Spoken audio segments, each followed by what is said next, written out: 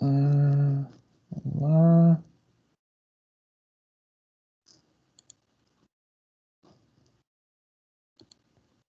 Legal, tá gravando. Então vamos lá. Bom, primeiro, legal, pô, a participação boa aí. Pô, é engraçado, né? Nunca vem todo mundo, né? Eu recebi 130 e-mails, 127, para ser mais exato. Mas não importa, o importante é que quem está aqui é que está interessado, a gente poder conversar um pouquinho e interagir com as coisas que são comuns, né? Assim, eu acho que uma live ela dá a oportunidade das pessoas trocarem experiência, às vezes as perguntas são semelhantes para todos, né? E as respostas podem servir para muitos, então acho que é uma outra forma de também poder ajudar aí a galera. A maioria das pessoas mandou perguntas, né, sobre o que gostaria de ser respondido na live, tá? Eu vou tentar passar as perguntas aqui. Eu vou tentar compartilhar a tela, porque aí vocês podem ver as perguntas, talvez fique mais fácil. E assim, aí depois que a gente passar as perguntas, obviamente entre as perguntas a gente pode abrir para pergunta, quer dizer, vocês podem interromper e fazer as perguntas que vocês querem à medida que a gente vai andando. Não tem uma regra aqui para, claro que tentem respeitar se uma pessoa está falando, esperar ela terminar para falar, entendeu? Se for arruma treta lá fora, por favor. É importante falar. Me ajuda aí com. Vocês conseguem ver quando chega alguém no lobby? Vocês podem admitir. Eu não sei se isso está habilitado para todo mundo. Deixa eu ver se dá para habilitar. Consigo, Renan. Consigo. Tá. Então vai admitindo aí para mim, porque às vezes eu. Não. Always let callers bypass the lobby. Tá aqui, não. Já salvei aqui. Todo mundo que entrar agora já entra direto. Não tem mais lobby, não. Não sei nem porque fica essa configuração. Mas vamos voltar lá no. Vocês conseguem ver a tela aqui? Dá para ver, está um pouquinho pequeno. Acho que quem não tiver a tela Full HD, acho que vai ficar um pouco embaçado. Beleza. Tá. Então, olha só, vamos lá. Tentar passar aqui as perguntas que o pessoal colocou, obviamente, e aí vocês podem fazer outras perguntas, a gente vai tentar resolver, tá? De novo, eu não sou o dono da live, eu só organizei. Tem muita gente que já mandou, tem gente que já está no estágio da fase 2, tem gente que já está fechando a petição. Então, gente, vocês ajudem também com as opiniões, tá? A verdade absoluta não existe. Existe aqui são as opiniões e experiências de cada um, que são muitas vezes mais válidas do que, às vezes, a opinião de uma pessoa, de um especialista, entendeu? Eu acho que se todo mundo está consensado num determinado ponto, eu acho que tem muito valor. Primeira pergunta aqui é o que é uma RFE, tá? Bom, o RFE é o Request for Evidence, né? É uma notificação que você recebe sobre a sua petição, que ela ainda não foi aprovada porque existem pendências para que você ou tenha um ponto da sua elegibilidade do EB2 que não foi coberto, né? Lembra que você tem o EB2 e você tem o NIW. São duas coisas que são uma é consequência da outra. Elas não existem separadamente, tá? Quer dizer, o EB2 até existe separadamente, mas o NIW depende do EB2. O EB2 é o visto, o NIW é vamos dizer que é o green card.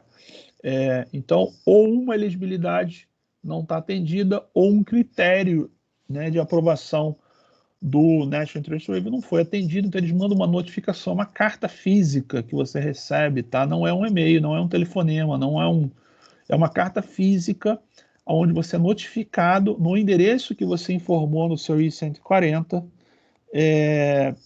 do que você precisa providenciar de novas evidências ou evidências complementares, entendeu?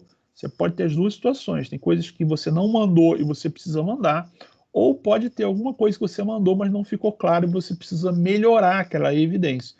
A parte boa é que eles são muito claros no que precisa ser feito, entendeu? Então eles colocam e dão até exemplos de situações que você pode providenciar para, de fato, conseguir cobrir aquele ponto pendente, entendeu? Então, você recebe a carta, não é um negócio do tipo, recebo a carta, o que eu faço? Não, lá vai estar escrito o que você tem que fazer, e aí você tem que providenciar. A parte chata é que é uma mini petição de volta, né? Você vai ter que montar uma segunda cover letter, você vai ter que se desculpar na cover letter, você vai ter que montar um processo onde você realmente reconhece a falha, a falta, né, de um determinado documento, que você vai ter que providenciar esse documento no caráter mais claro possível, de maneira que o que eles escreveram esteja coberto com a documentação que você mandar escrita, entendeu? Não pode ficar ponta solta. Então, e aí eles vão pegar essa documentação e vão analisar para saber se tudo aquilo é suficiente. E aí vão te aprovar com base, né, no valor que você colocou lá como iniciativa da petição, ou vão te solicitar mais outras evidências, podem acontecer. Eu conheço uma pessoa que recebeu 3 RFEs. O cara mandou, vai receber outro, para receber outra. Pode acontecer sim, você receber mais de uma RFE. Eu não sei por que razão, tá? Não sei se quando volta vai para uma outra pessoa, não faço a menor ideia. Mas no final ele foi aprovado, tá? A parte legal é que ele foi aprovado. Mas geralmente você manda RFE e eles aprovam. A grande maioria das vezes eles aprovam posteriormente, porque a RFE, de novo, não é um problema, é uma dúvida, é uma coisa que, por você ter que mandar só papel, você não ter oportunidade de falar com as pessoas, não ficou claro, né, o seu ponto de vista aos olhos de uma outra pessoa que está lendo, entendeu? Então, não fiquem preocupados com a RFE como o fim do mundo. Não é. Claro que você não quer ter uma RFE, isso atrasa o processo. Você tem um período para responder, depois eles têm outro período para analisar. Quer dizer, o processo ele demora um pouco mais, mas não é o final da petição, nenhuma negativa, tá bom? Dúvidas aqui? Alguém quer falar mais alguma coisa? Não? Pô, vocês estão sabendo tudo, hein? Isso é bom. Vamos lá.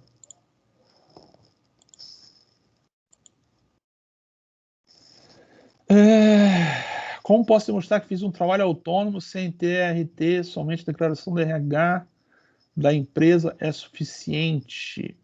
É uma pergunta bem específica, cara. Você fez um trabalho autônomo para comprovar o tempo, né? Olha, a melhor forma de você comprovar, eu pelo menos acredito, tá? As cartas dizem muita coisa sobre o que você fez durante a sua carreira, entendeu? E-mails que comprovam determinada atividade também são muito, muito utilizados, mas as cartas, de certa forma, para mim, elas comprovam o tempo, né? A forma como você constrói a sequência de suas cartas, para mim, elas demonstram, né, o quanto você teve naquele período, né? Porque a carta, quando vocês mandam as cartas, vocês têm que referenciar o período, né? Todo mundo tem que referenciar no período tal, no ano tal, na década tal, né? Você não pode esquecer nunca. Aliás, isso é uma dica que eu dou para vocês. Nunca esqueçam de colocar períodos das cartas, entendeu? Porque ali vai facilitar. Não é o fim do mundo. Se você não colocou, não é o fim do mundo, não. Mas é muito melhor você colocar uma timeline. Pensa assim que você tem 10 cartas, essas cartas falam em 20 anos. Se você conseguir fazer uma lógica numa sequência onde tem uma timeline, né, que começa lá atrás em 20 anos e termina agora em 20 anos, né, na cabeça da pessoa que está lendo vai ficar muito claro de que, opa, 2006 aqui, 2008 aqui, 2012 aqui, pô, né? O ser humano é guiado por lógica, né? Ele vai olhar aqueles anos, aquele timeline e realmente vai se convencer de que você tem aquela experiência porque outras pessoas, né, estão fazendo ali um statement, né? Estão comprovando e dizendo que você tem aquela experiência por ter trabalhado com ela, por ter executado um serviço para ela, por ter, enfim, cartas, declaração de RH também são um ponto, mas somente elas eu acho que é pouco. Eu acho que as cartas de referência, de recomendação, elas têm um peso muito mais forte aqui, entendeu?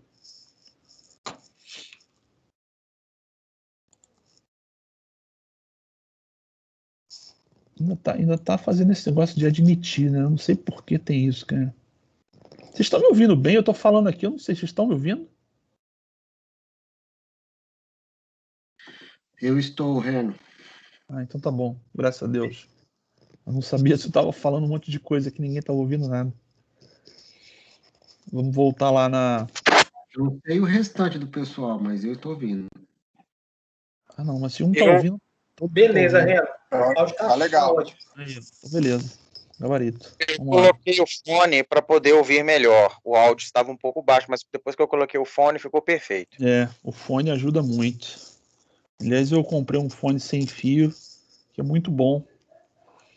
Chama Plantronics.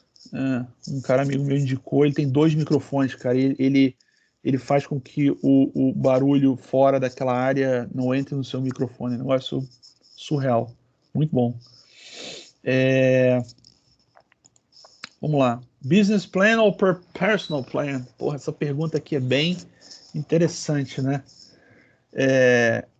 Para mim é o plan, né? O que é mais importante aqui é o plan, e o plan tem que estar ligado à sua construção do seu histórico. Então pensa assim, ó, para você se qualificar para o NW, você tem 3 condições, né, que a gente chama de prongs, né? O prong 1 diz que a sua iniciativa ela tem que ser ampla, tem que ser de caráter nacional, tem que ter um impacto, né? Tem que ser uma coisa realmente grandiosa, tá bom? Não pode ser uma ideia que vai servir para o Zé da esquina ali só, ou para uma coisa muito específica numa cidade, ou um processo muito local, tá? Tem que ser uma coisa que seja de interesse nacional, tá bom? O segundo prong diz que você tem que estar preparado para fazer aquilo, você tem que ser referência, você tem que ser a pessoa que tenha já a vivência, a experiência, a expertise, os resultados que comprovam que você se credencia para falar sobre aquilo de uma maneira vamos dizer assim, é o que se espera do excepcional, né, do expert, né? Vamos dizer assim, se referencia a você, as suas realizações passadas, né? Então, o plano, ele tem que ter as duas coisas. Ele tem que estar ligado com o que você é e fez, né? E tem que estar ligado a alguma coisa grandiosa que você está trazendo de proposta, né? Não pode ser só, e aí eu vou falar para vocês isso, que é a minha opinião, não pode ser só fechar a lacuna de emprego.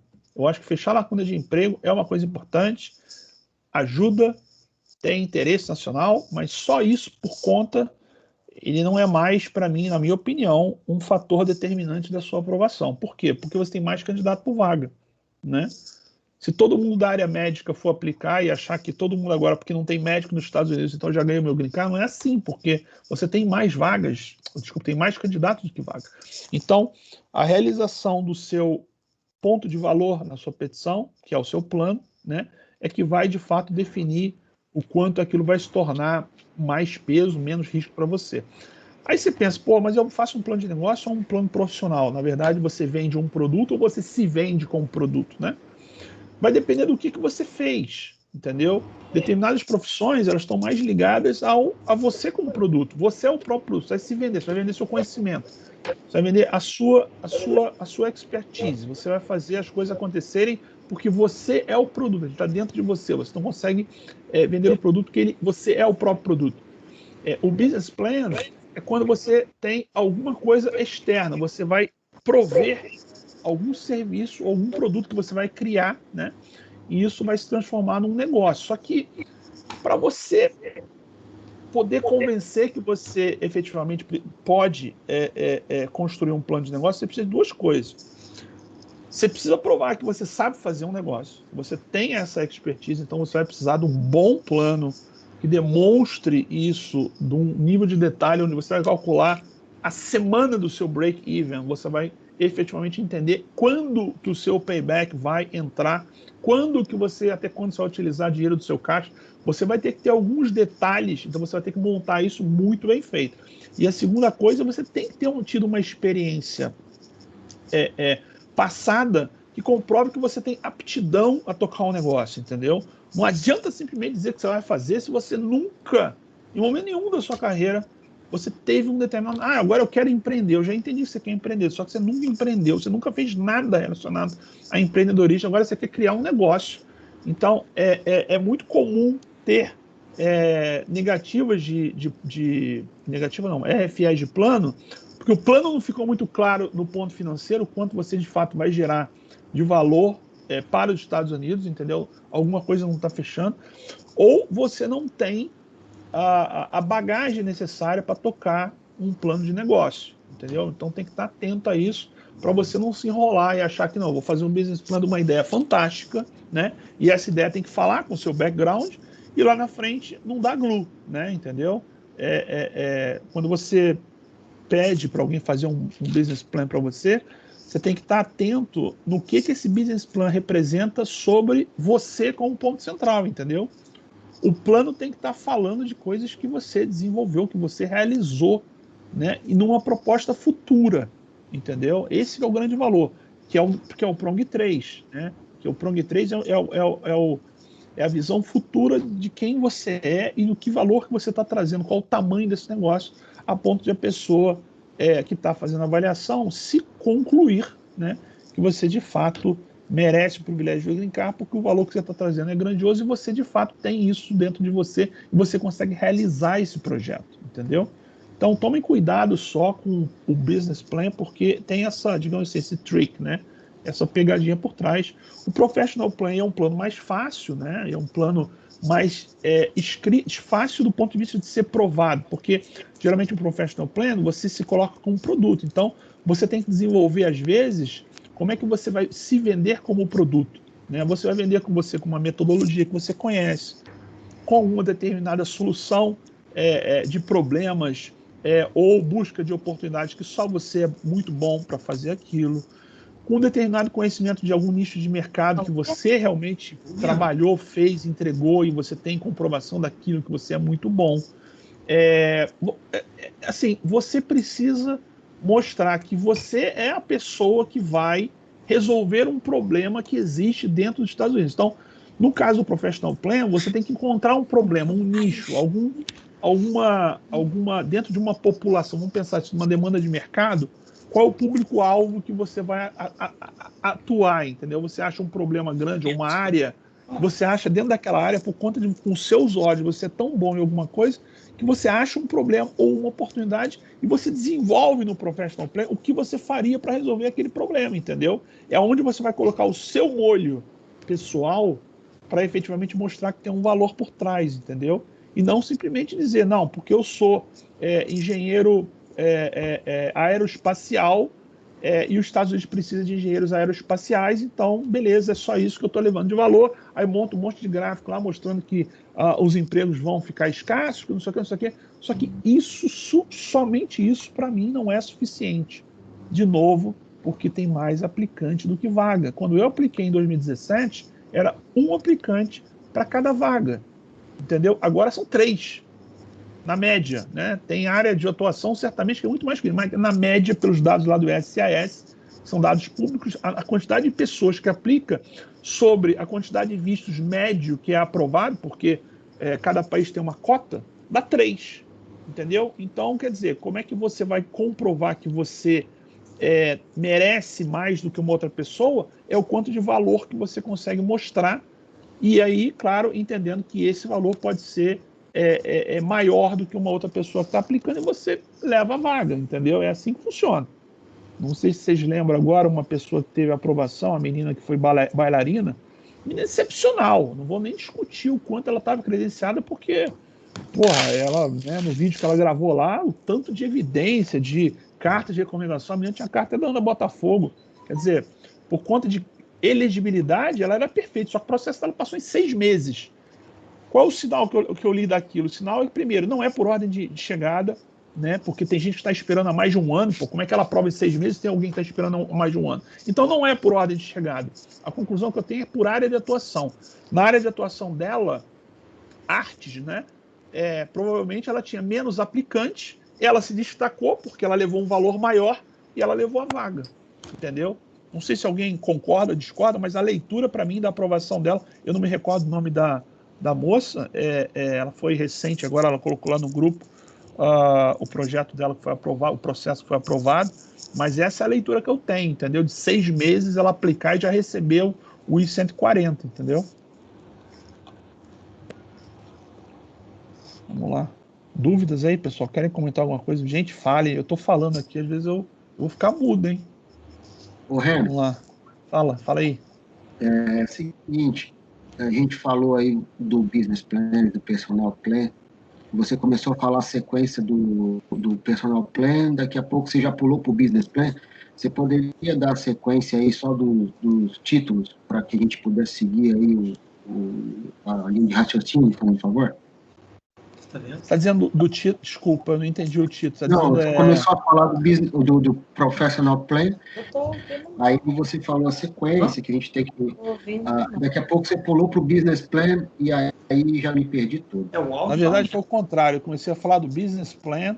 Tem algum cabo que ligue ali no... Eu comecei a falar do business plan, depois eu fui para o professional plan. O business plan, ele tem uma sequência lógica de ser criado, né? O business plan, você tem que mostrar um plano de negócio. Um plano de negócio passa por 3 coisas. Primeiro, quem está montando esse negócio? Do ponto de vista de elegibilidade, você tem que mostrar que você... Aliás, isso tanto para o professional plan quanto para o business plan, ambos você tem que mostrar que você... Então, você vai montar uma sessão onde você vai falar de você mesmo, né? E vai contar um pouco qual a sua aptidão para falar daquele tema.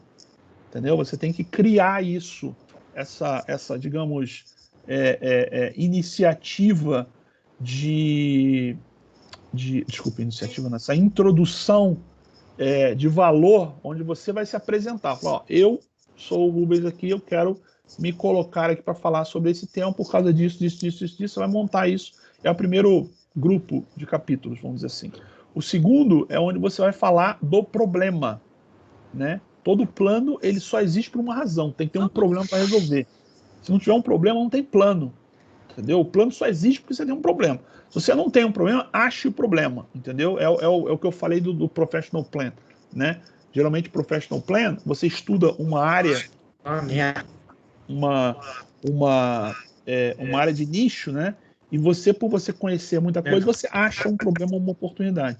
No caso do business plan é a mesma coisa, só que você tem que demonstrar que dentro daquele processo, né, você consegue ter um produto que vai servir como serviço, e aí a gente já entra na solução, que vai ter um serviço ou um produto pronto, né? E você tem que demonstrar que você tem capacidade financeira para iniciar aquilo, que você vai, de fato, conseguir manter aquele negócio durante um tempo, então ele é rentável do ponto de vista de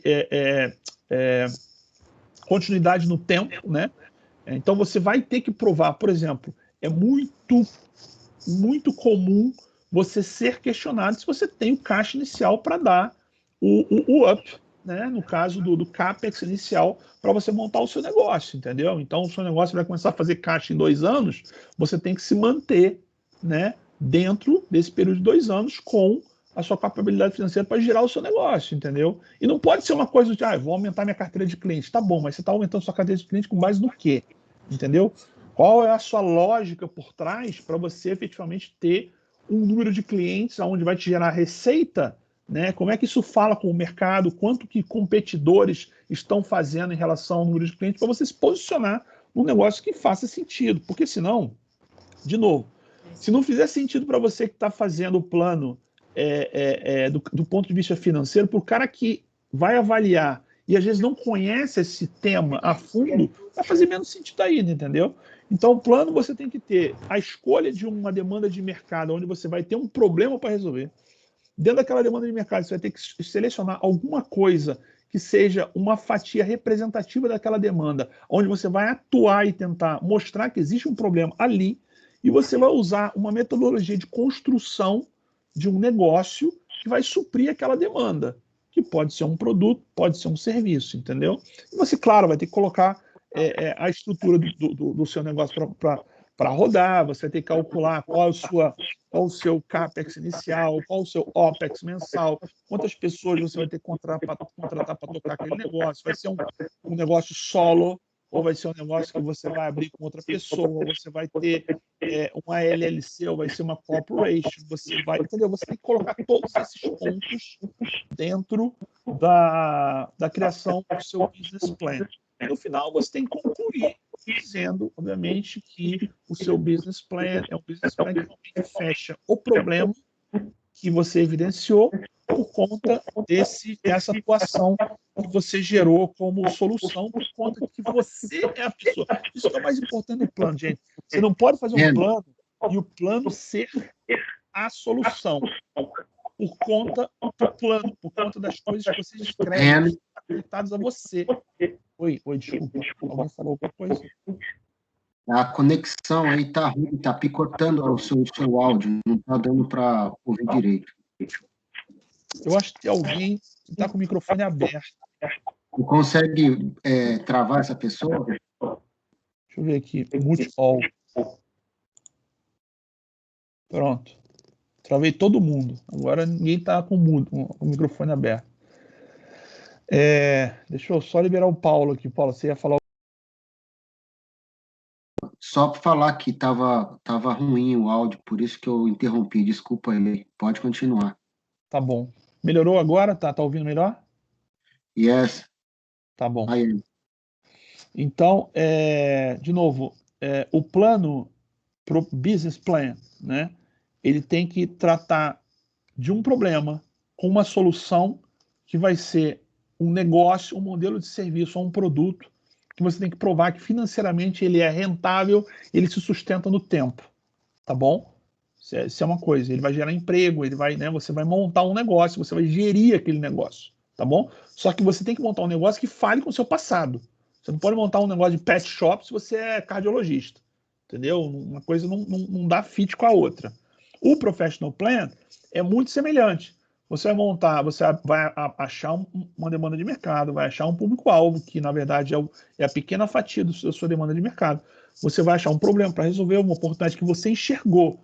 Só que você vai dizer como você resolveria aquele problema sendo a solução. Você é o produto, entendeu? Você vai escrever passo a passo como você resolveria aquele problema ou outros problemas, entendeu? E vai conectar aquilo com a necessidade do país com relação ao problema. Quer dizer, você não pode dizer que o problema que você encontrou é um problema pequenininho. Você tem que achar um problema grande, um problema que realmente fale com aquela sua, digamos assim, a sua formação profissional e educacional, entendeu? Onde você consiga dizer que aquele problema, você, por ser você consegue resolver, entendeu? Você pode criar uma metodologia, você pode escrever como você faria, você pode desenvolver alguma solução, até mesmo uma solução online, algum produto que você queira desenvolver, uma patente, por exemplo, né? Você pode fazer isso, né? Agora, sempre tem que estar ligado, a solução tem que estar ligada ao seu passado. A solução é a parte futura, é o que interessa para o cara que está avaliando. O que esse cara vai trazer de valor para mim no futuro? Tá bom, beleza, show de bola. Esse negócio que ele está falando para mim do futuro, ele tem autoridade para falar comigo com base no que ele entregou no passado? Porra, tem, beleza. Então as coisas estão fechando. Agora, se você não tem fit no passado, então você não pode dizer que você é a pessoa, é o produto que vai resolver aquele problema, entendeu? Faz sentido, Paulo, o que eu escrevi, que eu falei? Yes. Sure. Beleza, show de bola. Alguém quer perguntar mais alguma coisa desse tema, gente, de professional plan, business plan? Isso aqui tem pano para a gente falar a madrugada inteira, se bobear. Ok. Mais uma questão aí. Você falou do business plan. Professional plan, de novo, se puder repetir aí, porque começou e não terminou. O professional plan, vamos lá. Yeah. Os dois, o plano, tá? Vamos lá. Conceito de plano. Vamos falar de conceito de plano, tá? Não interessa se é plano de negócio, professional plan. Conceito de plano. Você tem que ter um problema para resolver. Para isso você faz um plano. Se você não tem problema, você não faz plano. Você não precisa ter um plano, né? Então, você precisa desenvolver uma área de atuação, né? Para você achar ou uma lacuna, um pain point, alguma coisa que não funciona hoje, ou uma coisa que você pode melhorar, entendeu? Dentro daquela área de atuação, você tem que desenvolver, com base na sua expertise, uma solução, entendeu? A sua solução pode ser um negócio, você vai abrir, vai vender um produto, vai vender um serviço, você vai fazer alguma coisa grandiosa, maior para empresas, para um público-alvo, uma quantidade de pessoas maior, com uma escalabilidade maior, ou você vai se vender como um produto, você vai trabalhar para alguém, você vai gerar uma patente, você vai ter uma ideia, você vai ensinar, você vai ser professor, você vai, entendeu? Esse, no caso, é o Professional Plan, onde você vai se colocar como a solução do problema, que é falta de pessoas para resolver esse problema que existe.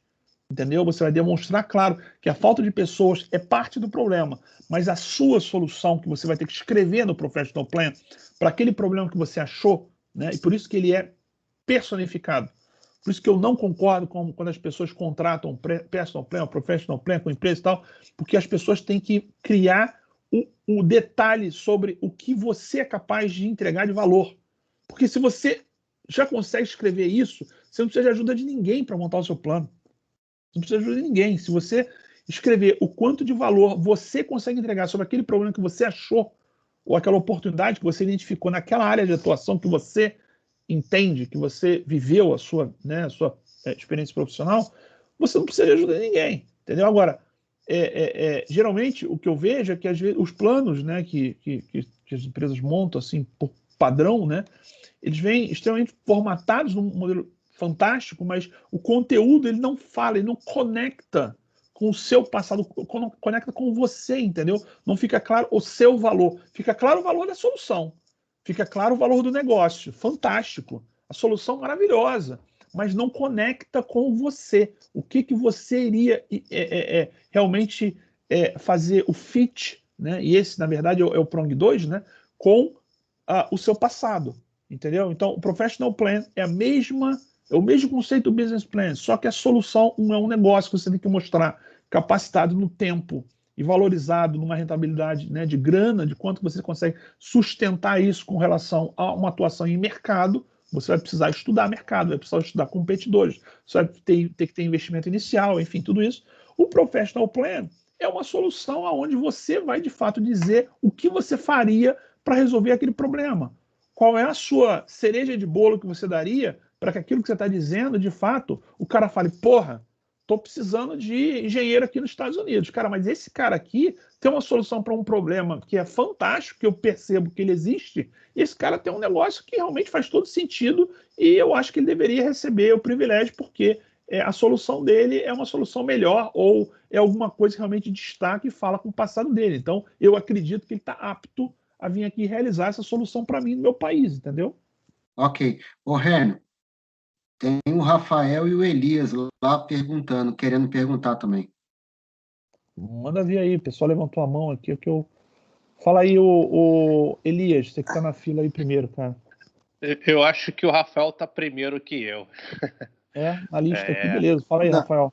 Sem problema. Não, então, Rubens, até em linha com o que você está falando do Professional Plan e Business Plan, eu, primeiro, só para dar um contexto, eu tô numa fase aí de uns 70% aí da minha petição e, sem dúvida, vou contar contigo aí para algum tipo de apoio, né? Já conversei contigo há um tempo atrás, mas falta tempo aí para fechar, né, tudo. Mas, enfim, o que eu queria falar com você era o seguinte, assim, nessa questão mesmo de explorar o que os Estados Unidos está precisando, né? Eu trabalho na área de óleo e gás, né? Atuo aí na parte de riscos e seguros de plataformas, né? FPSO, nesses navios na área de energia, upstream energy. E assim, a minha dúvida é, assim, na verdade, nos Estados Unidos tem muito profissional do ramo de óleo e gás, tudo bem que Texas, que é uma região que até, por incrível que pareça, é onde a gente vai mandar a petição, é uma região que o pessoal já está no sangue, ele já conhece, né?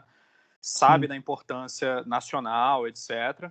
Eu estou começando a fazer um gancho também, já fiz um curso e tal com renovável, né? Eólica, offshore também, para poder fazer um link de uma coisa com a outra. Mas, assim, essa é a minha dúvida, assim, como é que eu consigo me diferenciar, assim, numa situação em que os Estados Unidos realmente desponta em relação a isso. E aí, o que seria legal era você dar um exemplo, assim, por exemplo, no seu caso, assim, como logística, o que você trouxe, assim, como um fator de destaque aí que saltou os olhos aí do avaliador, né? Sim. Então, era esses pontos, assim, que eu queria trocar essa ideia, mas, sem dúvida, depois eu vou explorar contigo aí mais particular também. Bom, hoje em dia a gente tem várias fontes para você fazer pesquisa, tá? A melhor forma de você tentar identificar um problema é fazer um estudo da área de atuação. Então, você falou de óleo e gás. Vamos entender óleo e gás Estados Unidos, né? Porque às vezes a gente está longe, às vezes, dos Estados Unidos, ou a gente não vive a realidade, por mais que você, né, ouça falar ou que você tente acompanhar no dia a dia, nunca é demais você buscar informações de especialistas que estudam os mercados. Você tem várias empresas que provêm estudos de mercado e elas criam tendências, elas criam o quanto aquele mercado vai gerar de impacto nos próximos anos, elas verificam o quanto de profissionais daquela área de mercado eles estão sendo requisitados, elas conectam aquele mercado com outros mercados que são emergentes, entendeu? Então, óleo e gás, por exemplo, eu lembro de uma pesquisa da Ibis World que eles conectaram com o mercado de energia sustentável, e você vê que o óleo e gás sai de 32%, eu lembro, os números eram bem esses mesmo, de 32% de consumo.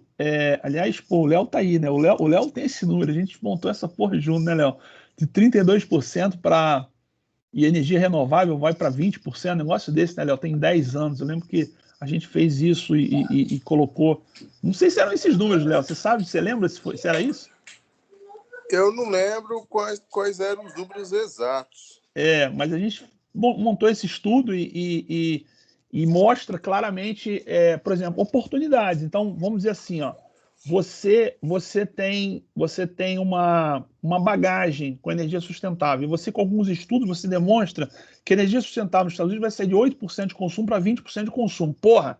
Então, esse negócio o mercado vai crescer, vai dobrar de tamanho em 10 anos, né?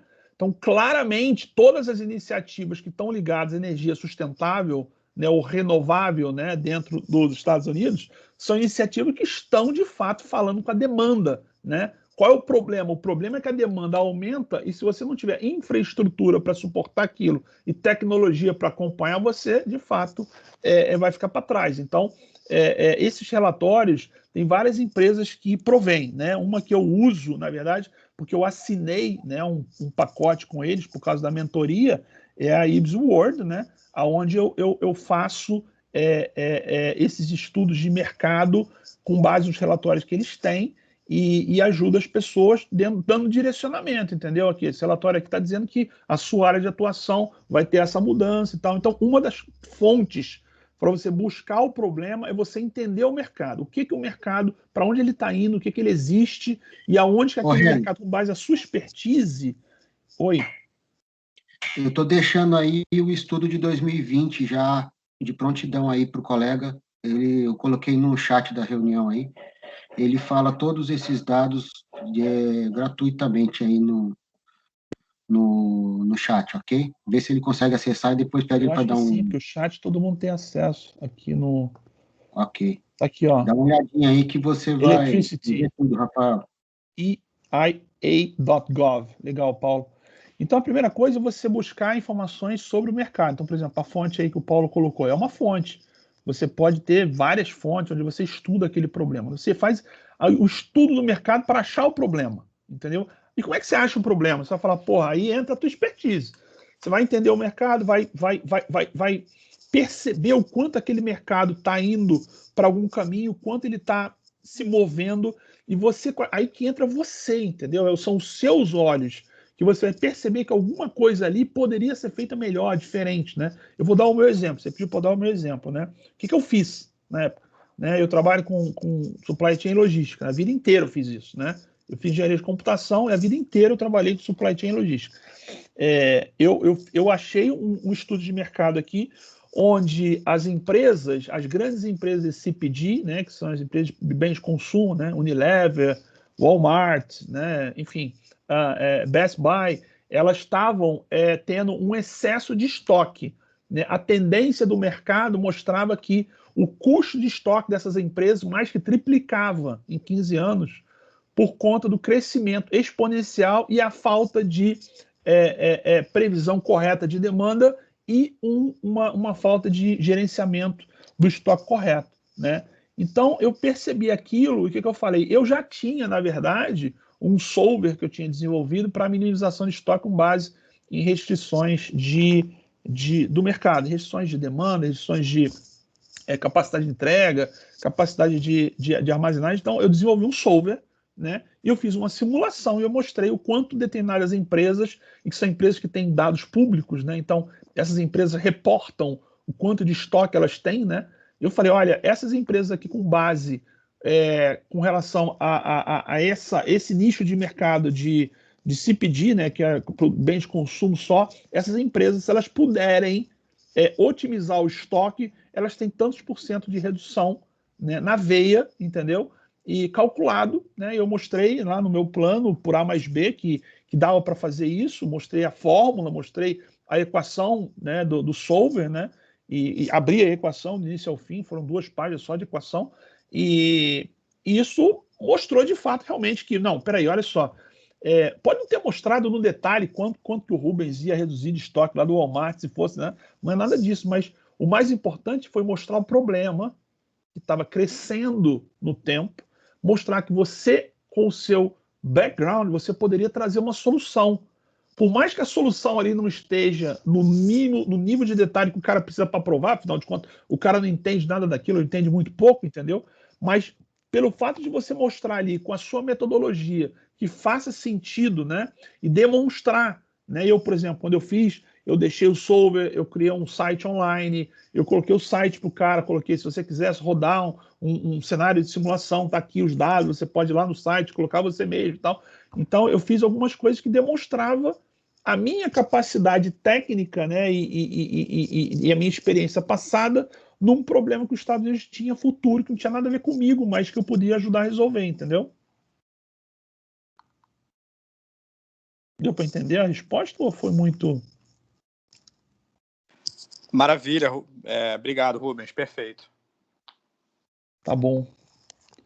Elias, fala aí. Pô, primeiramente aí, boa noite, pessoal, tudo bom? Beleza, meu amigo. Beleza. Então, cara, eu sou, assim, acredito que muitos aqui estão aqui hoje, né, já estão assim, muito avançados, assim, nível de saber para onde vai, né? Pode ser que tenha pessoas que não, mas eu vejo que por aqui tem bastante gente que sabe. Eu defini, assim, como estratégia pessoal, né, que eu vou buscar o professional plan, né, tendo em vista aí que eu tenho 15 anos, né, na área comercial da área de TI, sabe? Só que uma venda muito técnica, entendeu? Na parte de cloud computing, eu já fiz basicamente aí, 80% da minha cover letter, né? A minha dúvida, assim, quando você fala de professional plan, empresas, né? Será que eles teriam esse entendimento, né? Óbvio que teria, mas dá esse detalhe que você está mencionando aí, porque realmente não é barato, né, esse serviço, né? Então, você acha que vai dar uma garantia, uma segurança? Eu estou vendo pelaquela empresa, o SCES, que até que a gente tem um descontinho lá e tudo mais. Eu queria saber se realmente é recomendável, né, essa serviços dessa empresa, né? Se vai ser bastante detalhado, assim como você está mencionando, né? É o quanto você interage com a empresa para montar o seu plano. Se você deixar 100% na mão dela e você não criticar, você não ficar em cima, você não ler o seu próprio plano e tentar enxergar naquele plano você, eu acho que ela perde tempo. Perde tempo, perde dinheiro. Vai ficar um plano padrão e não vai criar valor, né? Aí você vai falar, pô, pode passar? Pode. Pode contar com a sorte, mão de Deus, mas na prática você quer minimizar risco. Então, se você vai colocar isso na mão de uma empresa, de qualquer pessoa que for fazer isso por você, interaja com ela. Seja crítico. Pega o processo no meio do caminho, pede para ler, vê como é que está andando, faz o seu comentário, faz a sua autorreflexão para ver se o que está escrito ali está trazendo você como ponto central da solução. E não a solução por si só, sem estar conectada a você, entendeu? Senão fica pendente a amarração com o prong 2, entendeu? Vai ficar só o prong 1, e aí o prong 2, que é o você, vai ficar um negócio desconecto, entendeu? Então, eu acho que Se você não consegue montar o seu plano sozinho, peça ajuda. Mas se for pedir ajuda, interaja. Seja com a empresa, seja com um consultor, seja comigo, que eu faço também, mas interaja, porque é importante você colocar o seu crivo. E você ler aquele negócio lá como se fosse a pessoa que vai te avaliar e fazer aquela final avaliação e dizer, cara, isso sou eu que estou provendo a solução. E não simplesmente uma solução que existe para alguma coisa extremamente padrão. E eu já vi muitos planos que falam dessa forma, uma solução fantástica e não fala com a pessoa. Entendeu? Não fica, depois que você lê o plano inteiro, você não consegue enxergar nada da pessoa, do que ela fez ou quem ela é no plano. Aí fica desconectado. É onde dá a RFE, entendeu? O cara vai falar, pô, mas você não me convenceu que você é a pessoa que vai fazer isso acontecer. Achei essa ideia fantástica, mas não está ligado a você. Então o Prong 2 não foi atendido, entendeu? Entendi. Porque, na verdade, eles falam assim, não, vou falar dos 3 prongs a respeito de você, que você está mandando de material para mim, né? As evidências de que você ganha, as cartas, né? Eu acho isso aí muito, mas eu sou suspeito de falar, cara. Eu não concordo com algumas coisas. Assim, eu só faço o teu plano se você me mandar a Expelera, mandar o currículo, mandar não sei o quê. Sabe, eu não sei. Eu não gosto desse modelo. Para mim, eu faço plano há 16 anos, plano que eu já faço, pelo que eu já trabalhei, né, nas empresas que eu fiz, eu sempre cuidei de planejamento, né? Planejamento estratégico, planejamento de fusões, aquisições, tá? Mas o conceito de um plano, né, é sempre você ter um problema e uma solução para resolver. Isso tem que ter uma metodologia onde você vai explicar aonde está o seu problema, como você vai fazer para resolver esse problema, como é que você controla esse problema depois que você diz que resolveu e como é que você diz que esse problema pode ser melhorado a partir de certo ponto. Então, plano é a mesma coisa, seja um plano de investimento, seja um plano para resolver um problema pessoal que você tem financeiro, seja um plano para você mandar numa petição. Tudo é um plano, entendeu? Não muda, só muda são as pessoas que vão te avaliar e o quanto você vai poder interagir com elas, entendeu? Então, um plano que você tem que escrever somente, você não tem a oportunidade de falar com o cara no olho, falar com, né, pegar o telefone, fazer uma live interativa igual a gente está fazendo aqui e tal, é só escrito, tem que ter uma qualidade muito maior do ponto de vista lógico, porque senão a pessoa não vai entender, você não vai ter 2 chances, só tem uma chance, entendeu? Então, a forma como você escreve seu plano tem que ser como se fosse um livro, onde cada capítulo fala com o outro e no final você realmente entendeu aquele livro, entendeu? É a mesma coisa do plano para uma petição de um cara que não te conhece, nunca te viu, tem que ler um monte de papel sobre você e depois ler um plano que vai falar sobre o valor que você quer trazer, entendeu? Se não tiver lógica e não fizer sentido, a sua chance cai muito. Então tá entendido. Obrigado aí pelas dicas. Que realmente, Beleza. assim, que muito é troca de e-mails, né? Ainda mais essas empresas, que é a empresa americana, né? Eles ficam trocando e-mail contigo, te pedindo documentação. Agora, se vai ter aquela qualidade, né? E detalhes, né? Para o oficial agora, olha pegar. só, quando você contrata uma empresa para fazer, você tem o direito de fazer uma réplica, uma tréplica, tá? Se ele mandou um plano para você que você não concorda, vai lá e fala, cara, isso aqui eu não gostei, isso aqui tem que melhorar, isso aqui não ficou claro, entendeu? Você tem que fazer uma autocrítica do plano, não é receber o plano, achei que ficou raso. Cara, você pagou. Se você achou que ficou raso, volta com o cara, aperta na parede e fala, cara, eu quero um plano melhor, não gostei. Vamos discutir como é que a gente faz para melhorar esse negócio. Agora, você tem que prover, lembra que você é o ponto central do negócio. Se você não prover para eles, né, as coisas que você acredita que precisa estar no plano como uma associação a você como referência, não somente o plano, né, eles não vão fazer, entendeu? Porque eles não te conhecem, né, eles não interagem. Né? A troca de e-mails é a forma de fazer a comunicação, que é a forma mais fácil, né? Enfim. Mas a sua interação com a empresa é fundamental. Não pode deixar solto, sozinho, e faz o meu plano aí e me entrega quando ficar pronto. Não funciona assim. Alguns produtos até funcionam assim. O plano, para mim, não é assim. Não, perfeito, Rubens. Tá bom? Obrigado aí.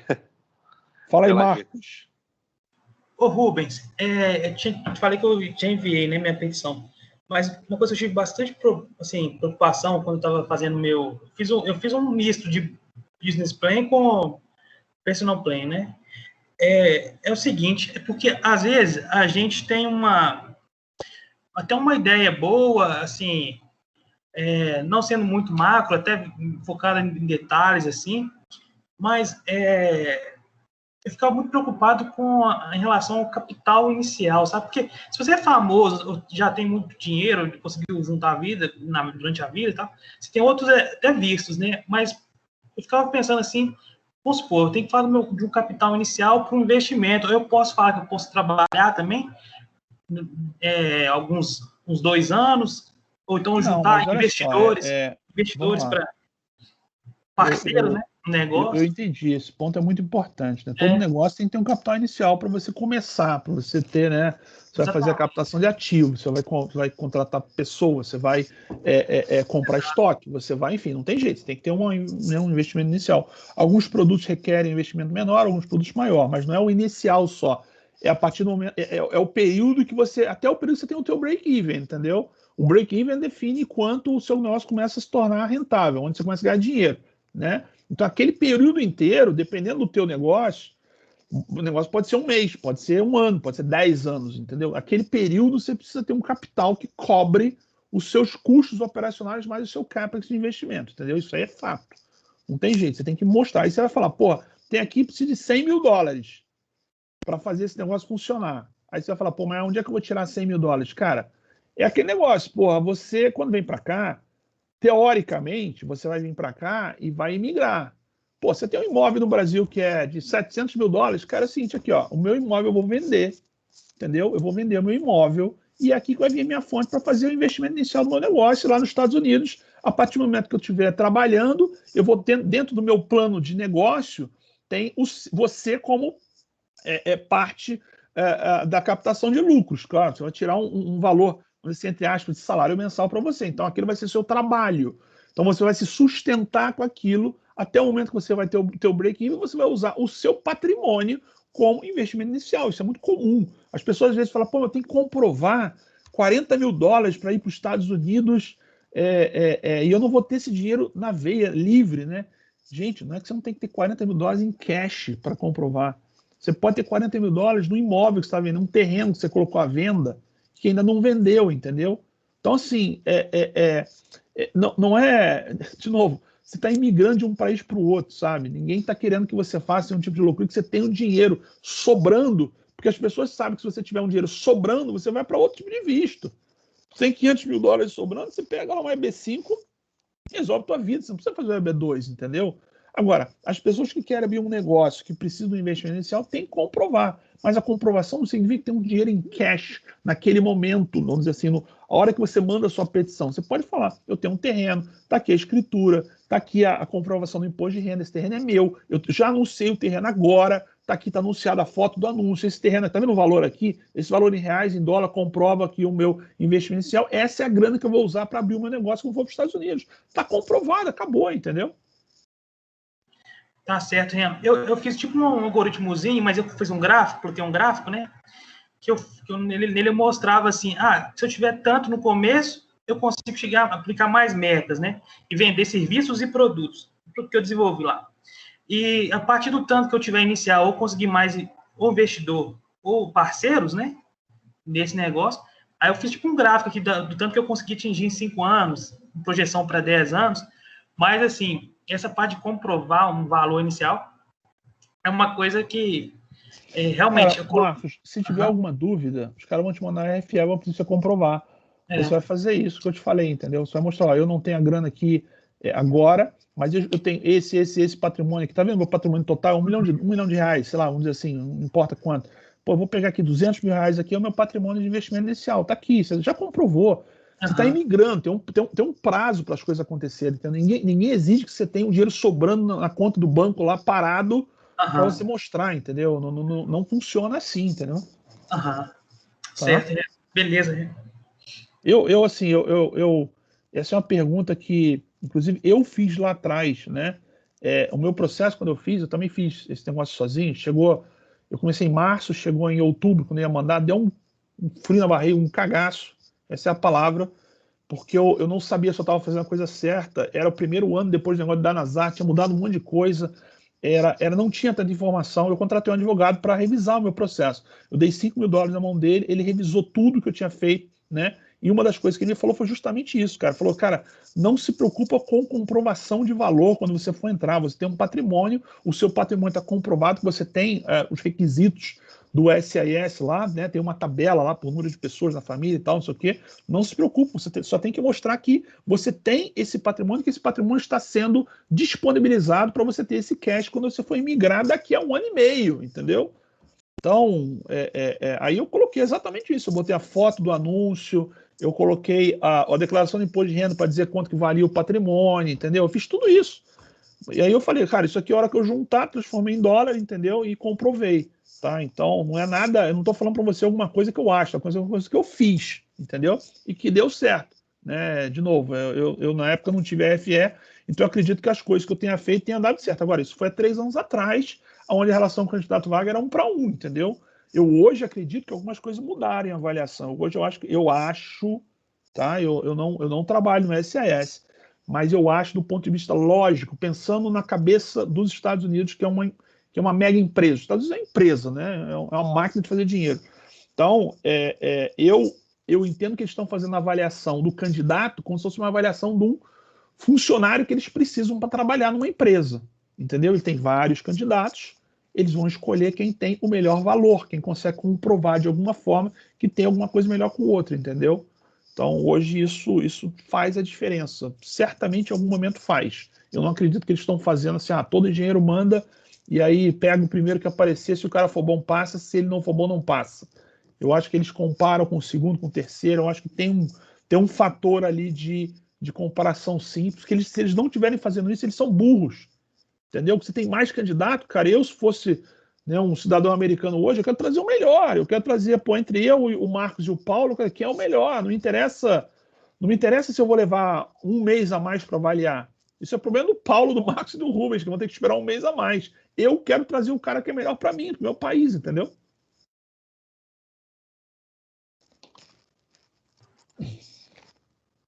Vamos lá, o que mais aqui que a gente tem?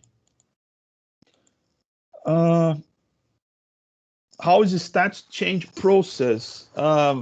Né? Como é que é a mudança de status? Como é a mudança de status, né? Para quem tem alguém aqui no grupo que está fazendo pelos Estados Unidos ou todo mundo está aplicando pelo Brasil? Não, o Paulo está fazendo pelos Estados Unidos, que eu sei.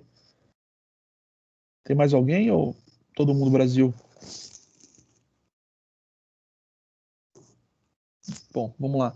Ajuste de status. Eu também, Renan. Não, tá bom. Rômulo. Rômulo, só para somente saber mesmo, mas o ajuste de status, né? Você tem 2 formas de você fazer o ajuste de status. Você pode pedir a sua solicitação do ajuste de status junto quando você manda o I-140, né? E aí, se o I-140 for aprovado, automaticamente o seu ajuste de status também é aprovado, você já parte para a segunda fase, que é a marcação da entrevista, onde eles vão te dar uma data para você ir lá no SIS e fazer a entrevista final, tá? Só que você tem que pagar todas as taxas naquele momento, né? Então, você tem que pagar para cada pessoa que você vai fazer o ajuste de status, você tem que pagar aquela taxa e se por acaso não for aprovado, você perde, tá? Então, mas você ganha tempo. Por quê? Porque o ajuste de status é um outro formulário que você manda junto, né, com o I-140, que na verdade quando você manda os dois ao mesmo tempo, eles estão sendo avaliados ao mesmo tempo, mas o ajuste de status depende da aprovação do I-140. Então você só pode mudar o seu status se você tiver o seu visto de trabalho aprovado, que é o EB2, entendeu? A outra forma de você fazer é você mandar o I-140, você gasta $700 só, e depois você aplica para o ajuste de status se você for aprovado ou quando for aprovado, entendeu? Que é um pouco, talvez assim, digamos, de segurança, né? Porque se você não for aprovado, você não perde tudo, mas por outro lado também você tem um tempo maior, porque a hora que você fizer o teu ajuste de status, enviar para você mudar o teu status do visto que você tem para o visto de status de imigrante, né? Que é o 551, né? É o número do visto, é o I-551. Você tem um tempo para isso acontecer, né? Demora mais alguns meses, entendeu? Então, você tem que estar preparado para ter esse tempo adicional até que eles marquem uma data da entrevista para você efetivamente ganhar o seu green card, entendeu? Em solo americano, o green card é enviado para sua casa. Você não recebe green card no seu passaporte, igual quando é do Brasil, né? No Brasil você recebe um passaporte, eles estampam, né, o I-551 como se fosse um visto mesmo no seu passaporte, e você sai dos Estados Unidos com isso. Quando você chega, eles mandam para sua casa, onde você está morando, o seu cartãozinho plástico, que é o green card, entendeu?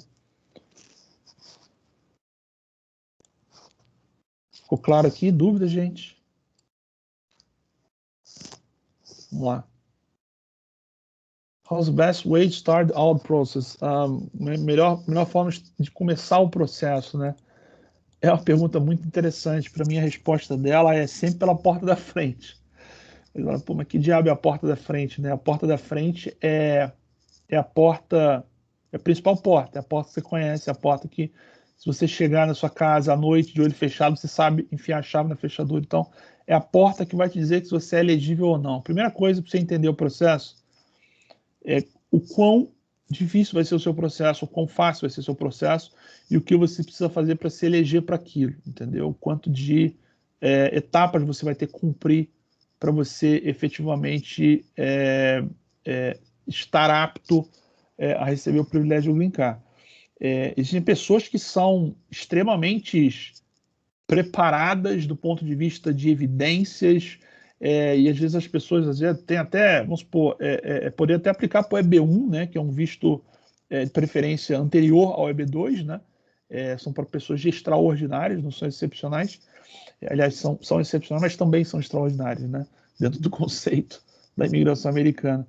Então, mas elas têm tantas evidências, elas têm tantas comprovações públicas, citações, artigos, né, representatividade em associações, em empresas, em universidades e tal, que as pessoas não precisam, às vezes, escrever um plano, né, por conta do Advanced Degree, né, essas pessoas, elas podem efetivamente ser aprovadas sem que precise de um plano, né? Mas, por outro lado, a estúpida maioria das pessoas, de fato, a gente, para o EB2NW, né, é estatística, tá? As pessoas não têm muitas aparições públicas e citações e coisas, evidências que demonstrem que um mercado externo fez a sua avaliação. O mercado externo te colocou como expert, né? Porque quando você vai fazer uma citação pública, você vai participar de um workshop onde você é o palestrante, ou você vai dar aula de alguma coisa, ou você vai dar uma entrevista, né? O mercado externo te valoriza como o expert.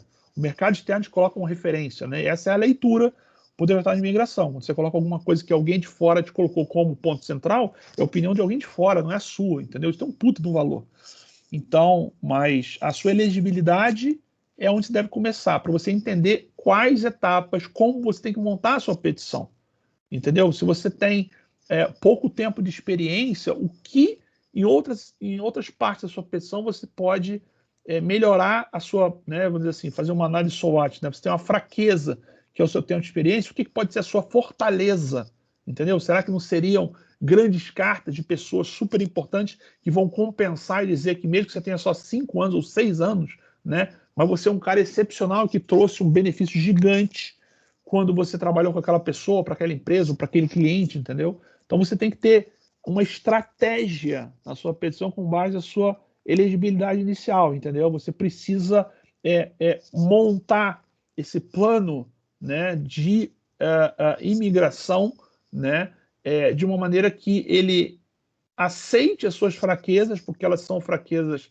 elas são given, né, elas são dadas, você não muda suas fraquezas, as coisas que você é o que você é, mas que você consiga compensar com outras fortalezas, e aí você monta um plano de petição que faça esse equilíbrio no final e consiga te destacar, mesmo que algumas coisas não sejam efetivamente tão positivas, entendeu?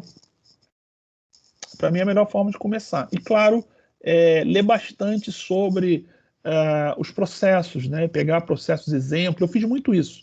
Eu peguei muitos processos para fazer o negócio da mentoria, né? Eu peguei muitos processos e comecei a ler esses processos, entender quais eram as falhas, quais eram os processos, as partes em comum.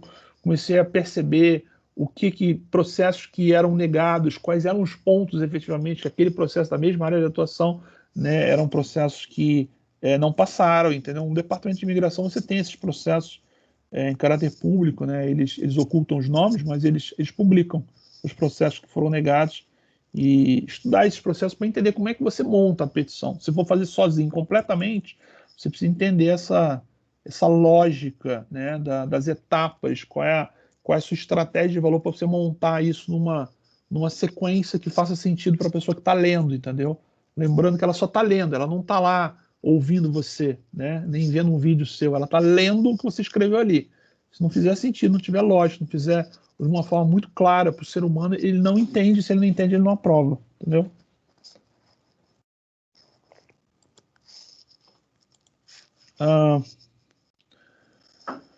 Depois de 140 aprovada, how long will it take to request status change? Bom, depois que você tem o 140 aprovado, você pode solicitar o status no dia seguinte, não tem problema nenhum, entendeu? Você pode fazer essa solicitação logo na sequência. Da mesma forma, no processo consular, você tem o 140 aprovado, você já pode solicitar o seu DS 260 a partir do momento que o seu processo saiu do Departamento de Imigração e foi para o National Visa Center. Geralmente o National Visa Center ele te manda uma carta, no caso do Brasil, dizendo que você já está apto a fazer a segunda fase, que é o DS 260, né? No caso aqui, você pode fazer o status direto depois do dia seguinte. Isso aqui não tem nenhum entrave, não, no caso do processo feito em território americano. Profissional de TI, sem ter completado nível superior, mas com 20 anos de experiência, tem chance de ter... Cara, eu acho que sim, tá? Vou dizer o seguinte, não tem nível superior, mas, por exemplo, tem um tecnólogo, né? Eu conheço uma pessoa que tem uma experiência muito parecida com 20 anos, né? Ele fez a equivalência e a equivalência dele deu de mestre, né? Por conta da experiência que ele teve, por conta da área de atuação que ele sempre entregou resultados e trabalhou na área de TI, entendeu? Então, eu acho que tem chance. Agora, você vai falar, tem grande chance? Não, tem uma chance menor. Tem uma chance menor, claro, de quem já tem um nível superior, uma pós-graduação, um MBA na área de ciência de computação e tal. De novo, tudo é a questão da chance. Agora, se você olhar somente puramente a elegibilidade do ponto de vista educacional, né, do degree que você tem, essa pessoa tem menos chance que a outra. Agora, o todo pode ser que não seja a mais pura verdade. Pode ser que a outra pessoa que tem mais qualificação, do ponto de vista de valor, ela não vai conseguir comprovar tanto valor quanto essa pessoa que tem 20 anos de experiência e achou algum nicho, alguma oportunidade, algum problema para resolver em algum aspecto de um mercado que a outra pessoa que tinha uma puta de uma formação enfim, e era bem mais, talvez, visível que pudesse ter mais chance, e ela não tem um valor tão claro, e aí naquele negócio de avaliação, pode ser que essa pessoa fique para trás, entendeu? De novo, eu não estou tentando especular, não. Estou dizendo o que eu acho que é lógico para mim, tá? Para mim, se você tem mais candidatos do que vagas, existe sim um critério de entender se um é melhor que o outro. É muito claro isso. Não é por ordem de chegada, entendeu? Mother's birthday? Isso aqui eu não sei o que é. Can I apply by consulate for another country than mine? Pode aplicar o processo consular. Se você morar, por exemplo, se você morar, sei lá, em Portugal, né? Você pode aplicar no processo consular, né, no consulado dos Estados Unidos em Portugal. Mas se você for brasileiro de nascença, você vai entrar no critério de número de vistos, né, de green cards, na verdade, que você tem para o seu país de nascimento, entendeu? Então, não é o seu país de onde você mora. Você vai fazer todo o processo para Portugal, eles vão marcar entrevista para você. Quando você faz de 140, você indica, né, onde você mora e você indica o consulado que você vai fazer o seu processo, entendeu? Então, isso não é um problema, tá bom?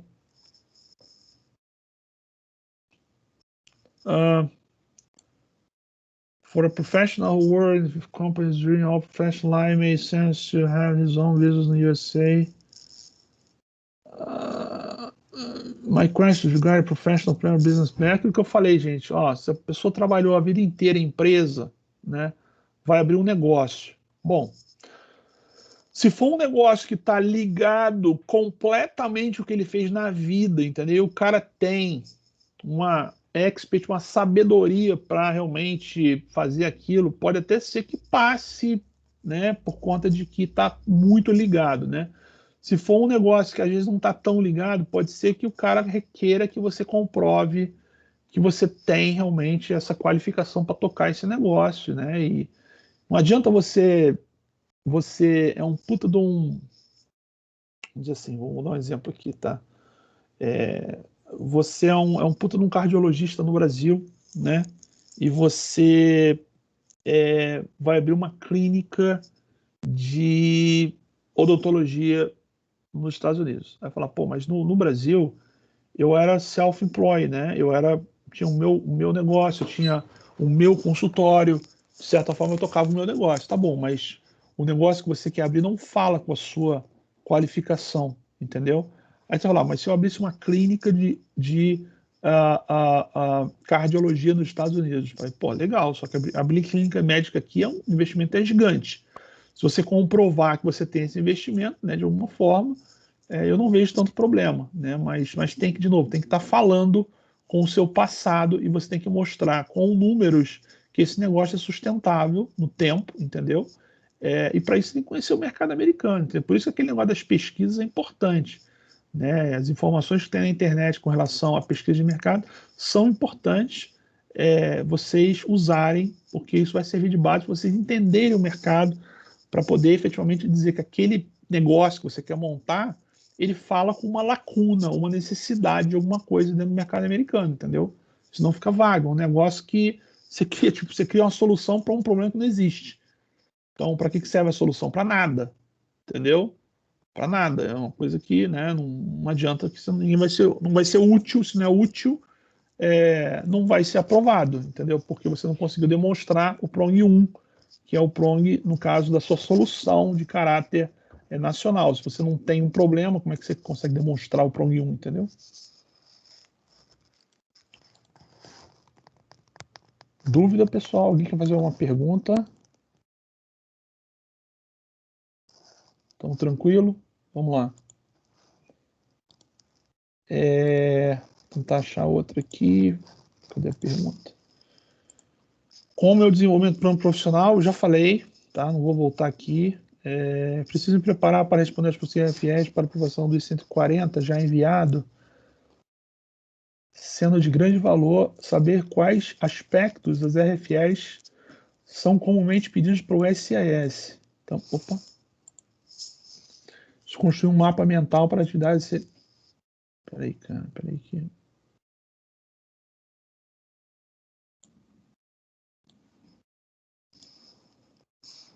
Para atividades serem realizadas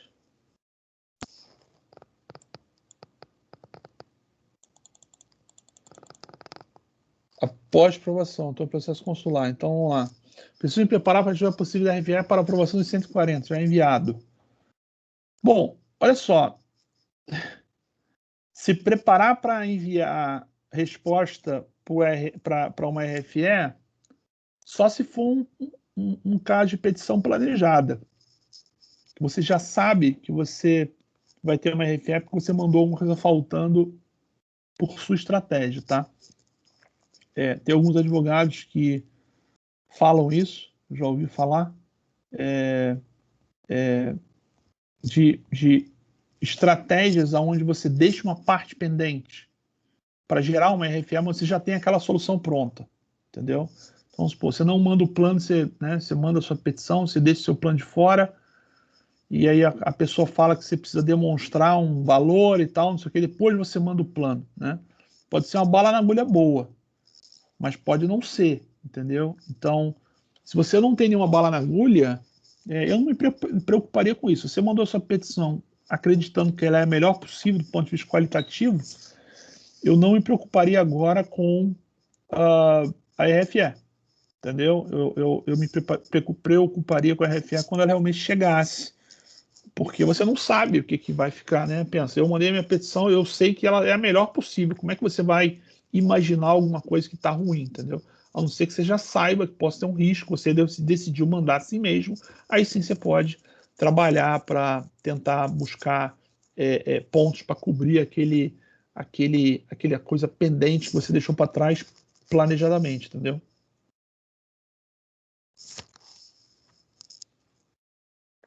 Best approach for recommendation letters. Aqui, as cartas, elas são documentos de pessoas que te conhecem e falam de você, né? As cartas têm duas coisas importantes. Elas têm que ter uma timeline, tá? Elas têm que ter uma timeline, elas têm que ter dentro delas, de alguma forma, onde vocês vão dizer o período, né, o tempo que aquilo aconteceu, né? Por quê? Porque depois você vai montar a sequência das cartas numa lógica de construção de valor, né, para frente, entendeu? Onde a pessoa vai lendo e vai entendendo que no tempo você está sendo realmente evidenciado como uma pessoa de sucesso vista aos olhos de outras pessoas, né? E a segunda coisa importante na carta é a própria carta, é o conteúdo dessa carta, né? A carta tem 3 blocos principais. O primeiro bloco, onde a pessoa que vai escrever a carta se apresenta e se credencia, diz quem ela é e, enfim, se coloca como uma pessoa realmente de caráter importante dentro da sua vida, o que você, né, representou dentro da experiência que vocês tiveram, e também se coloca numa posição de mercado, né, de qualificação profissional, onde ela realmente tem autoridade para falar daquilo.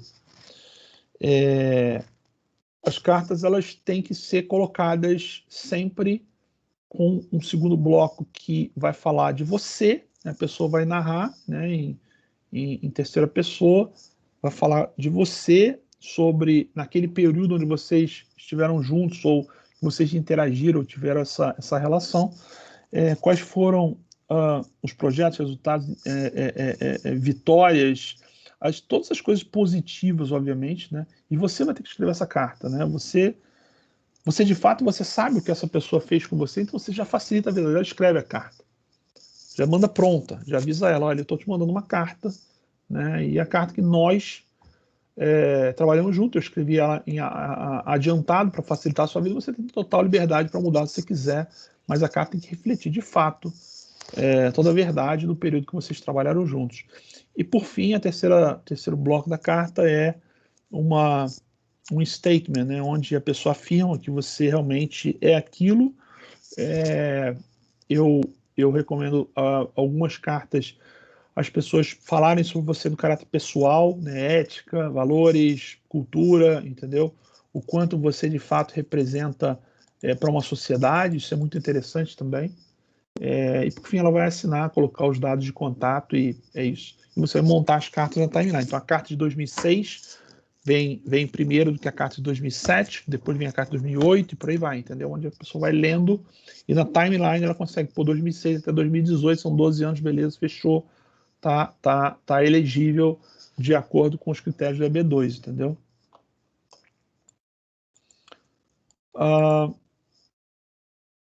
O Form I-944, na verdade, bom, tinha uma legislação que ano passado caiu, voltou, caiu de novo, né? Eu não sei que pé que está isso, tá? Mas quando você tem o I-140 aprovado, você recebe uma lista de documentos que é chamado de Document Support, alguma coisa. É uma lista de documentos adicionais que você tem que comprovar depois que o I-140 é aprovado e antes da emissão do seu green card, antes de marcar a sua entrevista, biometria, tudo isso.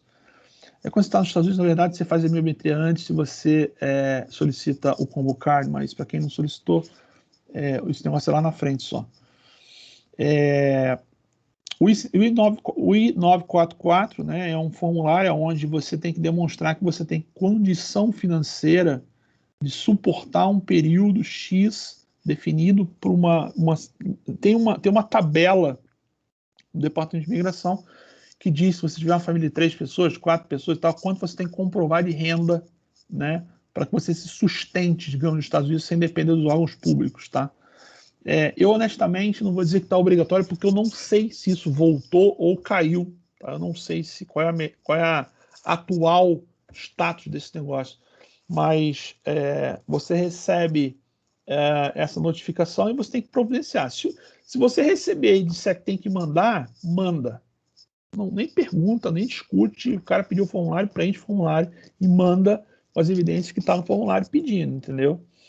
Agora, não é nenhum bicho de 7 cabeças. De novo, o que eu te falei, porra, geralmente uma família de 4 pessoas, se não me engano, são $30 mil para comprovar, eu acho. Alguma coisa entre 28 e 30 mil dólares, eu não lembro exatamente quanto. Pô, $30 mil, R$150 mil, vamos dizer aí, o dólar é 5, né? Cara, qualquer terreno que você tiver aí e tal, você consegue comprovar que você vai vender o terreno, tá? Vai levantar o fundo e vai, entendeu? Então, não é também nenhum bicho de 7 cabeças que você tem que ter o dinheiro em cash. Claro que se você tiver é mais fácil, mas se você não tiver, entendeu?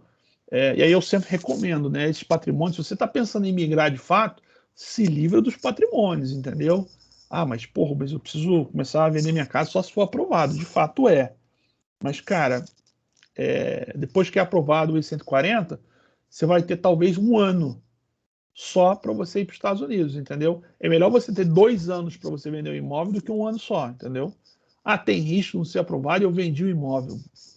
Cara, faz parte.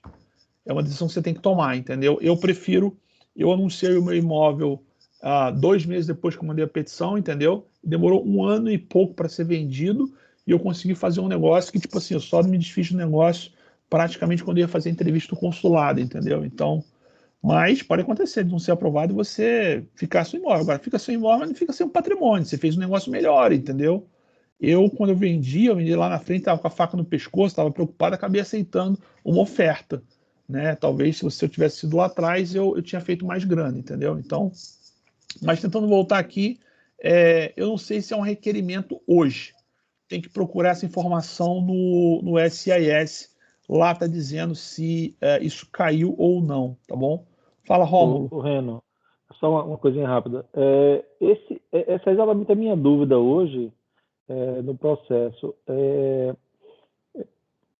A gente procura essa informação no site do USCIS e outra, com a entrada do Biden, eu acredito que isso deve cair de todo jeito, né? Porque ele está abrindo para todo tipo, e isso foi uma imposição do Trump, né? Você acha que isso vai impactar? Olha, sinceramente, eu não sei. Eu não vou dar uma de Leonardo Freitas e tentar especular uma coisa que eu não sei, entendeu? De novo, eu prefiro focar nas coisas que a gente pode controlar, nas coisas que a gente, de fato, pode fazer, tá? Se vai cair ou se não vai cair, você vai ter que seguir. Se amanhã cair, você não precisa, beleza, se voltar, você vai ter que fazer, entendeu? Não é isso que vai mudar a sua vida. O mais importante é se preparar. Então, se prepara para o pior, né? Se prepara para ter o formulário preenchido e comprovando que você tem condições de cumprir aquela solicitação de ter o colchão de ar, digamos assim, para se sustentar aqui nos Estados Unidos, entendeu? Perfeito, tá claro, né? Tá bom? Obrigado. Falou, meu amigo. Vamos lá, vou voltar aqui. Professional Plan, Business Plan, já falei. My Mom's First Name. Desenvolvimento do plano profissional, já falamos. Dogs. What's your dog name? Kika. Que é isso, gente? Tô brincando comigo. I sent a petition in December, my credit card has not been charged. Vixe. Bom, você mandou em dezembro. Bom, cara, depende de quando você mandou. Você mandou em 1º de dezembro, até hoje não foi, né? E a petição já chegou. Pode ter tido um problema, tá? Eu honestamente, nesse caso aqui, esse caso não tem. Se você não foi cobrado o cartão de crédito, significa que o seu processo ainda não começou, entendeu? Eu esperaria, não tem muito o que fazer, porque se você entrar em contato com o SIS, você não tem o número do seu processo ainda, então eles não vão poder te localizar, entendeu? Agora, se você tem o comprovante de entrega, tem que esperar, tá lá em algum lugar, alguém tá demorando para analisar, para colocar no sistema e tal, infelizmente não tem muito o que fazer não. Se passar muito tempo, né, passou muito tempo, passou meses e nada aconteceu, manda a petição de novo, entendeu? Imprime tudo de novo, assina e manda de novo, né? E aí, tipo assim, vamos supor, você vai mandar uma nova autorização, se por acaso vier eles cobrarem 2 vezes, você pode pedir para o SIS, ele te estorna uma das cobranças, você demonstra que você mandou a petição, foi cobrar 2 vezes, eles estornam, mas eu não tenho muito o que dizer não, tá? Se tivesse já o número eu te diria para ir no SIS, lá no site tem lá um formulário onde você pode preencher, né? Você cria uma conta do SIS, do MyUSIS, tem um formulário que você pode preencher de dúvida e o pessoal é muito ativo, eles respondem lá realmente bem rápido. Eu mesmo já usei aquele chat lá 2 vezes, em alguns dias eles responderam. Nesse site a comprovação da tua história de carinho das empresas, carteira profissional, status de FGTS. Cara, status de FGTS, carteira de emprego não serve para nada, tá? Agora, o imposto de renda serve, né? O imposto de renda é como se fosse o tax return aqui nos Estados Unidos. Então, o imposto de renda traduzido como um documento comprovando a sua renda, né? No período, né? Ele serve a comprovação de todo o histórico profissional. Na prática, você vai comprovar ele com as cartas, você vai comprovar ele no seu currículo quando você escrever e falar sobre você mesmo, entendeu? Vai comprovar ele no plano, né, na Expert Letter, quando o cara escrever e ele ler todos os seus documentos e colocar a opinião dele, dizendo que realmente você é um cara que está apto ou realmente tem um valor para os Estados Unidos e por conta de tudo que você fez. Então, de várias formas, você vai comprovar o seu histórico profissional, o tempo, né? Agora, não tem um local certo, assim, eu estou comprovando aqui porque eu tenho essa carta que diz que, claro, se você tiver, beleza, mas o mais importante é que várias partes da sua petição digam a mesma coisa, entendeu? Esse é o negócio da estratégia que eu falei, várias partes dizendo de maneiras diferentes a mesma coisa, entendeu? Então, pessoas falando sobre o seu histórico profissional, você falando sobre o seu histórico profissional, cartas falando, né, no caso, o seu plano mostrando que por conta do seu histórico profissional você consegue desenvolver alguma coisa de valor, entendeu? Então, eu não digo que você tenha necessidade, eu acho que você tem a habilidade de comprovar isso de formas diferentes, de maneira que a petição não fique pendente, nenhum tipo de visibilidade para saber se você realmente tem aqueles anos de experiência, entendeu? Do I need a lawyer to petition? Não, você pode fazer petição sozinho, de cabo a rabo. Não precisa de advogado. Você pode montar a sua petição do zero, escrever ela toda, fazer do seu jeito, enviar e pronto. Não precisa de advogado, não. O advogado, claro, o advogado ele sempre vai fazer boas coisas, vai fazer melhor que você, é um profissional que ele estudou para aquilo, ele sabe fazer aquilo, mas vai cobrar pelo serviço, entendeu? Se você não quer fazer esse pagamento, você pode fazer sozinho a petição, não tem problema nenhum, que é o self-petition. Essa petição, na verdade, esse visto, na verdade, a maioria dos vistos, né, são para você montar a petição, né?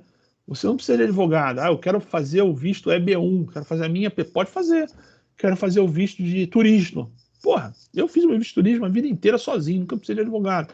Né? Posso fazer o E2 de investimento. Pô, você não precisa de advogado para fazer isso. O advogado, claro, vai te abrir portas e vai te dar orientação melhor, mas o advogado não vai efetivamente te dizer que algumas coisas que você já sabe, entendeu? Então, talvez, se você precisar contratar um advogado, tenta fazer algum pacote que seja mais orientativo ou talvez alguma coisa que possa minimizar aquele custo, né? Porque é um custo caro, entendeu?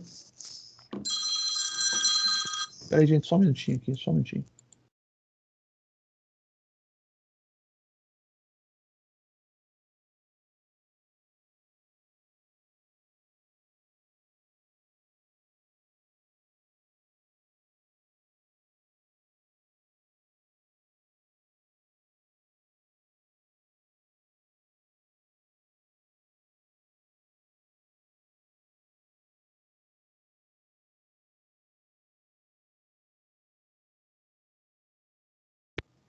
Oi, vamos lá, desculpa.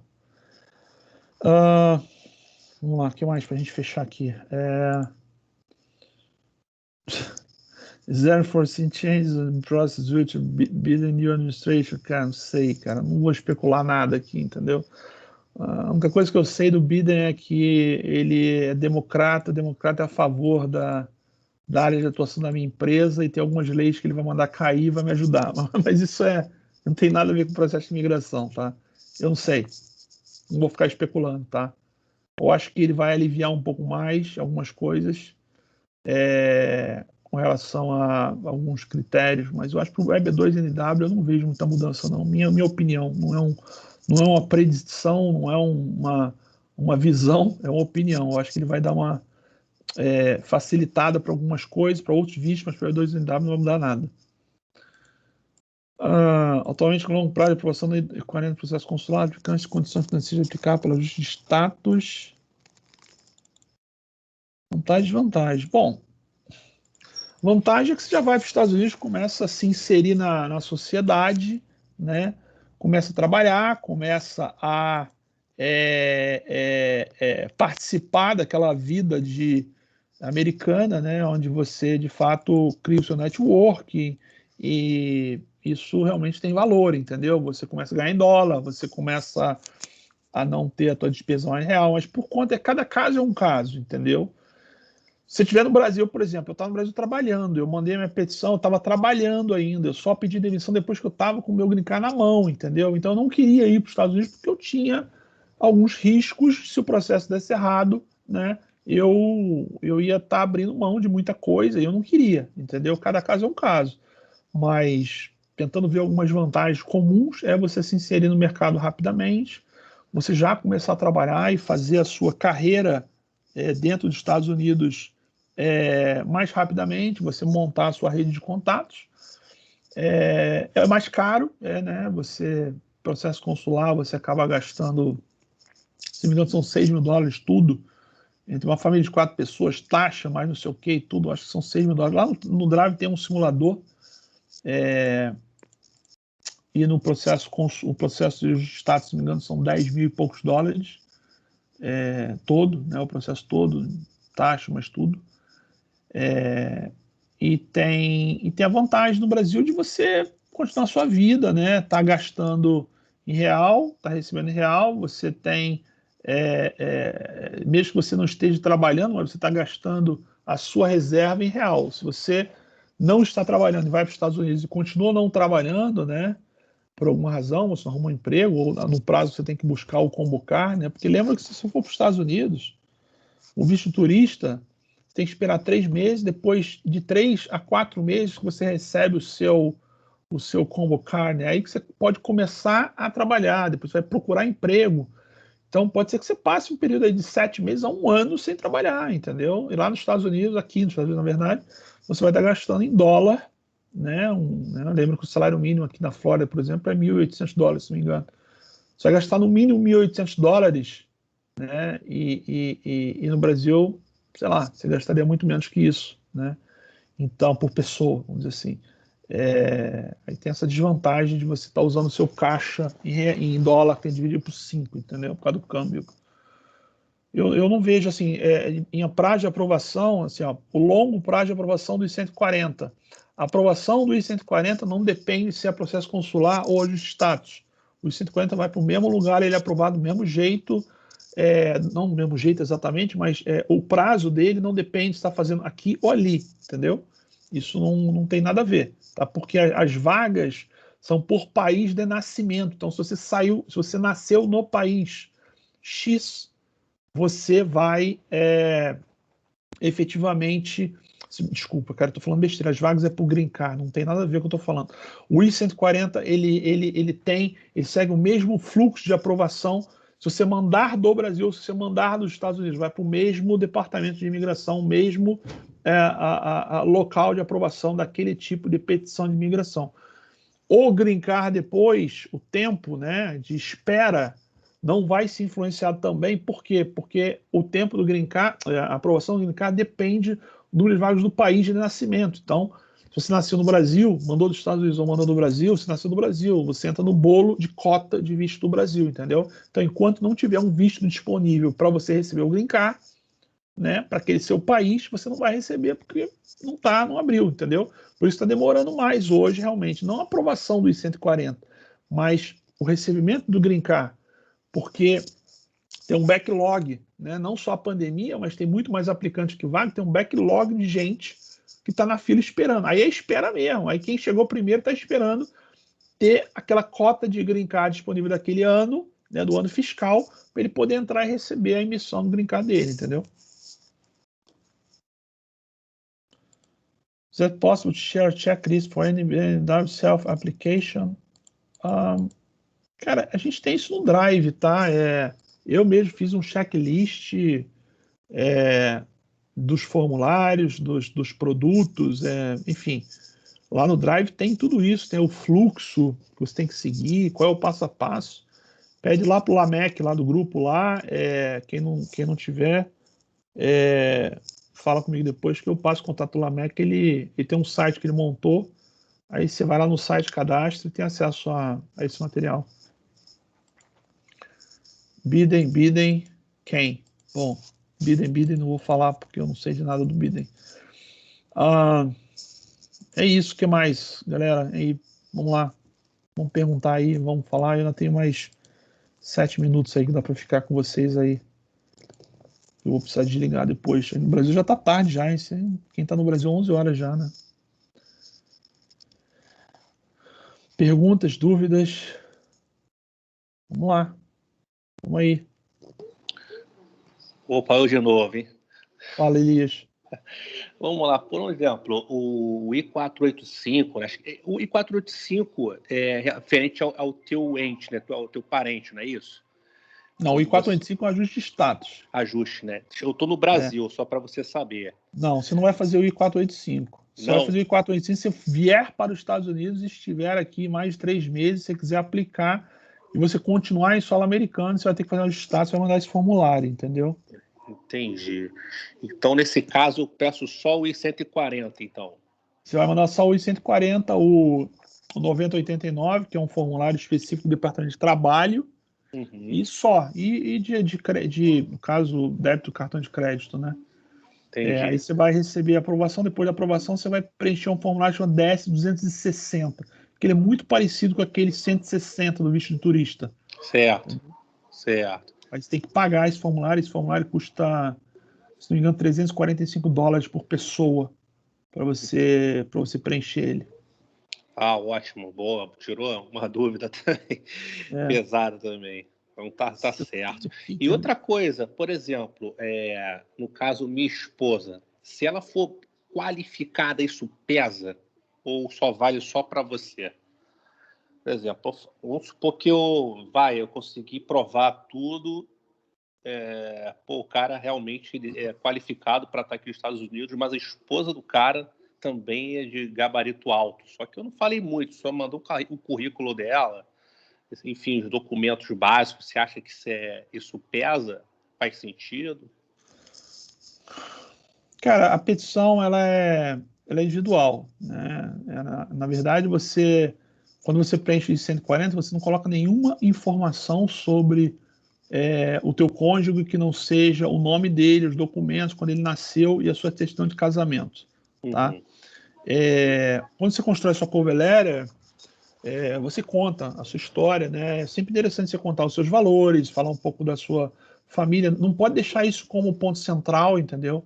Não pode, mas você pode falar um pouco, se introduzir. Você vai se introduzir, né? Para falar sobre você na cover letter, você vai falar um pouco. Você pode dizer que você é casado com uma pessoa tal, assim, não sei o quê, que ela tem essas referências e tal. Sempre é bom, né? Eu acho que atrapalhar não atrapalha. Ajudar talvez também não ajude em nada, entendeu? Porque o que interessa no fato é o aplicante, entendeu? O aplicante é o ponto central da ideia de valor para esse visto, entendeu? Não, tá entendido. Tá entendido. Eu coloquei aqui, ó, deixa eu só compartilhar com vocês isso aqui. Cadê o... Aqui, ó. Aqui é os custos. É uma planilha. Essa planilha ela tá lá no Drive. Eu só dei uma revisada nela mais recente. Não sei se está dando para enxergar tudo aqui.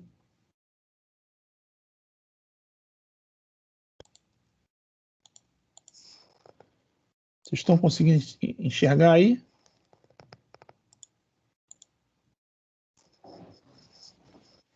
Tá dando para ver aí? Tô vendo. Aqui é uma simulação dos custos, tudo que você, né, tem de documento obrigatório, documentos complementares, né? Tudo você tem que fazer para petição, né? Para montar a sua petição, aqui os envios, os formulários, né? Todos eles. e aqui as preparações, quanto custa cada coisa, e se você fizer por Estados Unidos ou consulado, quanto custa, né? E se aquele requerimento ele é para ambos ou se é para apenas um. Então, por exemplo, o I-100 e o I-485, ele é só via Estados Unidos, você não tem via consulado, entendeu?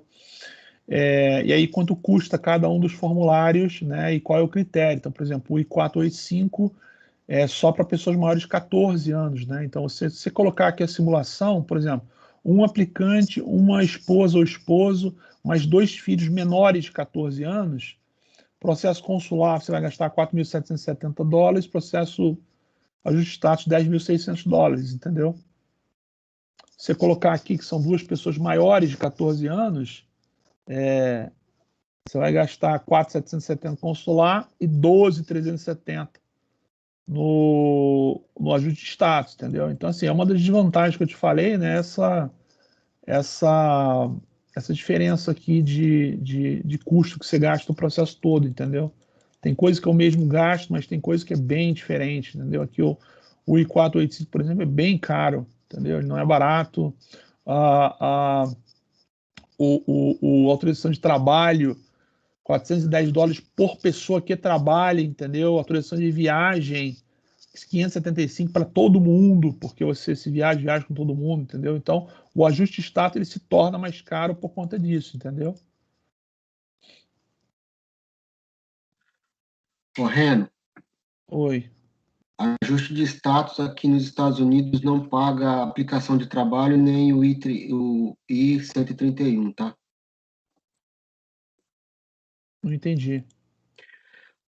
O I-140, o I-485, ele dispensa o pagamento do I-131 e Se você mandar I-765. junto, né? Se você mandar o I-485, é verdade. Se você mandar tudo junto, sim. Né? A maioria das pessoas manda assim, ó. A maioria das pessoas manda o I-140, né? Não manda o I-485, então não tem essa despesa no primeiro momento e pede esses dois separados, entendeu? Assim, na entrada, para poder começar a trabalhar, para ter, né, até aprovar, porque como a aprovação demora 1 ano, ou às vezes mais, sei lá, dependendo, você já tiver autorização de trabalho aqui, pelo menos você já está gerando renda, né? Agora, se você mandar junto, né, aí você não tem essa despesa aqui. O ajuste de status, você não precisa ter essa, no caso, o Employee Authorization e o Travel, né, junto com, igual o Paulo falou, você não precisa pagar mais 2 formulários, entendeu? Mas aí, de novo, é o mesmo risco. No final, você vai gastar, o risco é o mesmo, né, porque esse aqui, os dois, é $985 por 1.140, né? E se você não mandar junto, é $985 que você tem de risco, né? Quer dizer, mas você já começa a trabalhar, pelo menos, que cá entre nós, cara, assim, você trabalhar um negócio mais ou menos, no mínimo você vai fazer $2.500 por mês, entendeu? Então, vale a pena mandar a autorização de trabalho para você já se enfiar no mercado e fazer renda, né? Gastar em real aqui, você começa a entrar em depressão, você só vê o número cair e dividir por 5. O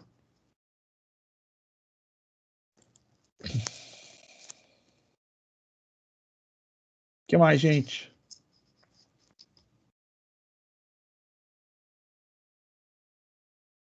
Galera, dúvidas, perguntas? Acabou? Ninguém tem mais nenhuma dúvida, cara? Pô, só 4 pessoas perguntaram, hein? Tem muito ouvinte aqui. Eu gosto que todo mundo participe. 4 não, 5. O Romulo também perguntou. Bom. O Elias queria fazer uma pergunta aí, eu não sei o que aconteceu, que ele sumiu. Não, ele falou, ele fez a pergunta antes de você aí. Ele perguntou, não lembro qual foi a pergunta que ele fez. Não, ele perguntou se o I-485 precisava fazer do Brasil, que ele ia fazer do Brasil. Eu falei que não.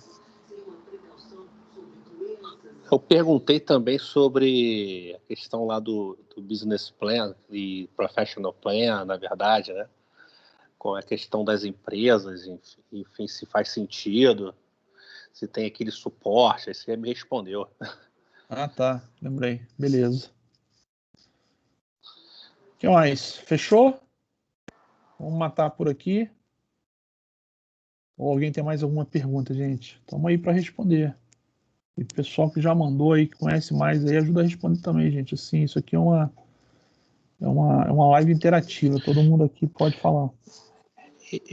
O Rubens, a questão do pessoal da área de TI, assim, na sua visão, você acha que tem prioridade na avaliação do... As áreas de STEAM, né? As áreas de STEAM, que é Science, no caso que aí entra médico, né? Eu entro nesse segmento aí.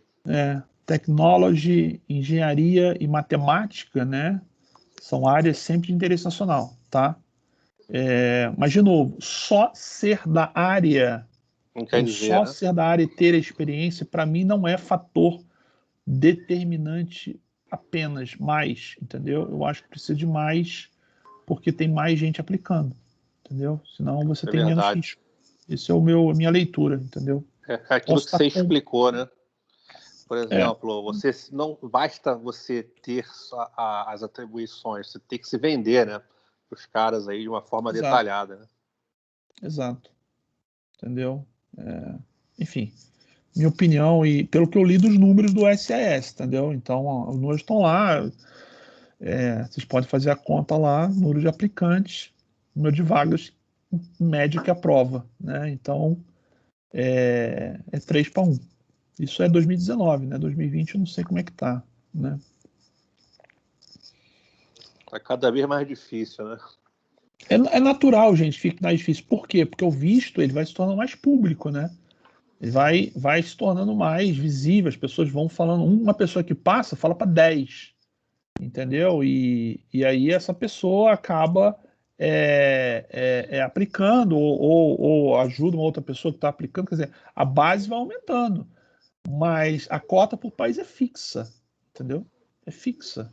Eu li que talvez caia esse negócio, aí o pessoal estava preocupado porque vai ter muito aplicante chinês, porque realmente a China tem uma população maior e tal. Eu acho que se cair, eles não vão fazer por ordem de chegada, porque aí realmente só vai ter chinês nos Estados Unidos, porque é desproporcional a quantidade de pessoas, né? Mas chinês e indiano, né?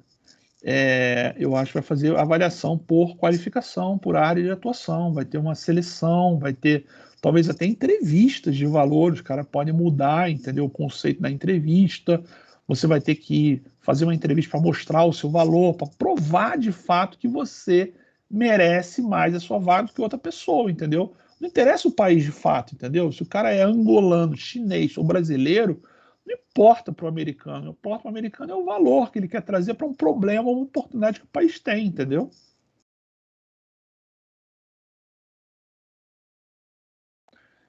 Fechou, galera? Vamos parar ou alguém tem mais pergunta, Oi, Romulo. Não sei se você já comentou isso, mas pelo que eu li, a questão de ser national interest é muito subjetiva também, né? Totalmente. Então não é só TI, pode ser qualquer outra área que eles acreditem que seja interessante, né? Sim. Dentro do teu processo você tem que tentar demonstrar isso, né? Também que você se encaixa em algum interesse nacional americano. Né? Não é assim, o STEAM é o que eles escrevem lá, entendeu? Como talvez área de interesse e tal. Mas o que importa é o valor, entendeu? A menina lá que foi aprovada sendo bailarina, entendeu? Não tá em STEAM, né? Mas ela foi aprovada porque ela comprovou que na área dela, artes, ela tem uma qualificação acima da média e ela vai fazer isso suprir uma demanda de característica cultural dentro dos Estados Unidos, entendeu? Então, de novo, vale o valor, vale a preparação, quanto de evidência você consegue não só mostrar, mas construir, entendeu? É construir. Então, pensa num monte de tijolo. Porra, você tem os tijolos, mas pensa nos mesmos tijolos como uma casa, entendeu? É diferente. Você construiu alguma coisa com base naquilo que você tem, entendeu? Então você tem que mostrar isso de uma maneira que o cara enxergue. Não uma pilha de tijolo, mas uma casa pronta, entendeu? Entendi. Perfeito. Tá? Perfeito. Galera, eu vou encerrar que eu preciso parar. Se vocês quiserem continuar, não tem problema, mas eu vou ter que parar. Eu vou encerrar a gravação aqui e aí eu vou disponibilizar a gravação lá no site depois. Eu mando lá para o Malamec, ele ele publica e aí quem quiser ter acesso a algumas coisas que a gente falou vai estar lá disponível, tá bom? Obrigado, Reno. Valeu. Cara, um abração para vocês e tamo Muito junto obrigado, aí, hein? tá? É só parar